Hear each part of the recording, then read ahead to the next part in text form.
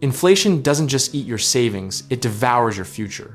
One grocery bill, one utility statement, one prescription refill at a time. And if you're within 10 or 15 years of retirement, what's happening right now to purchasing power should genuinely terrify you. We're not talking about a rounding error. We're talking about decades of careful saving, potentially losing 30, 40, even 50% of its real value by the time you actually need it. The dollar you saved in 2005 buys roughly 65 cents worth of goods today, and that trend has no intention of reversing. Think of inflation like a slow leak in a tire. You don't notice it on Monday, but by Friday you're stranded on the side of the road wondering what happened.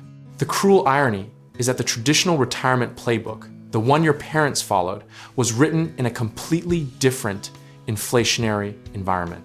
For decades, a 60-40 portfolio of stocks and bonds felt like an iron fortress. And then 2022 happened, and both walls collapsed simultaneously. Bonds, which were supposed to be the safe cushion, got absolutely obliterated as interest rates climbed, leaving retirees with nowhere to hide. So the question shifts from, how do I grow my money, to how do I make sure my money means the same thing in 20 years that it means today? That reframe is everything. And most financial media still hasn't caught up to it.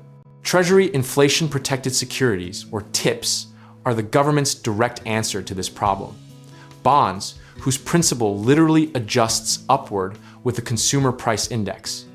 It's not glamorous, it's not going to make you the most exciting person at dinner, but it's one of the few instruments in the world that contractually promises to keep pace with reported inflation.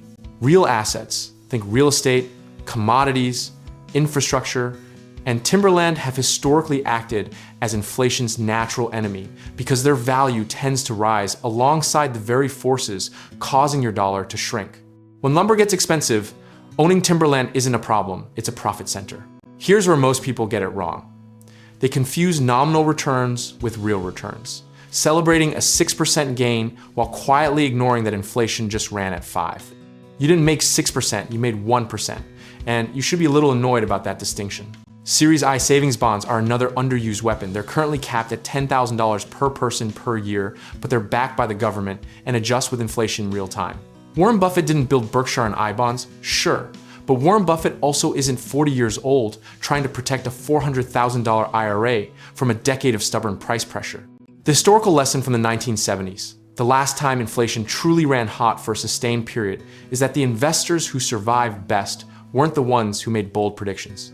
They were the ones who owned hard assets and stayed stubbornly diversified. Gold tripled, real estate held, and the people sitting in long-duration bonds quietly watched their purchasing power evaporate. Here's the misconception we need to dissolve right now. Inflation-protected investing is not pessimistic. It's deeply, rationally optimistic. You're not betting that the world falls apart.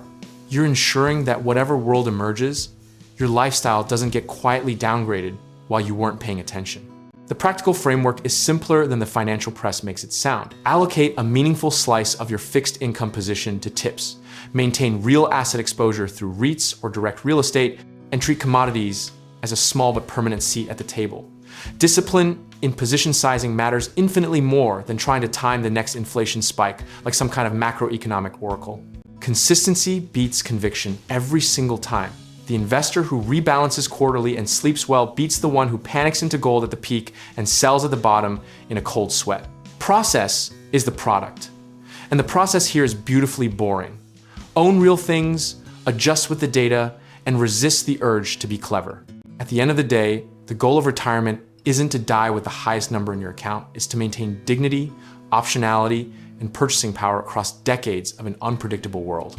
Inflation-protected assets don't promise you riches, they promise you relevance. And in retirement, that's the whole game. Whether the inflation story gets worse from here or quietly fades, a portfolio built around real assets and inflation-adjusted instruments doesn't need to predict the future, it just needs to survive it with grace. And if you want help putting any of this into practice, whether that's real estate investing, connecting with the right contractors for income-producing properties, or finding lenders who understand long-term wealth strategy, check out our links in the description below.